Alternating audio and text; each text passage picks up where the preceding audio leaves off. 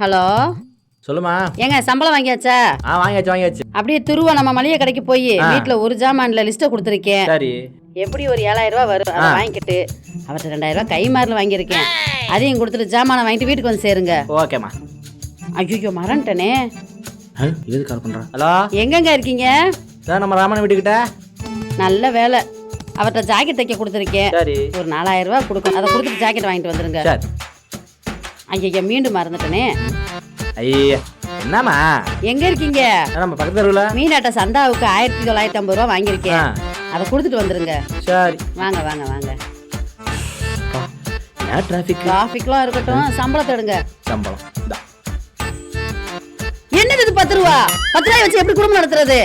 எங்க அப்பா அப்பயே சொன்னாரு, இந்த முட்டா பையில கட்டாத உன்னை முட்டாள் ஆக்கிடுவேன்னு. ஆக்கிட்டீங்களா முட்டாயில?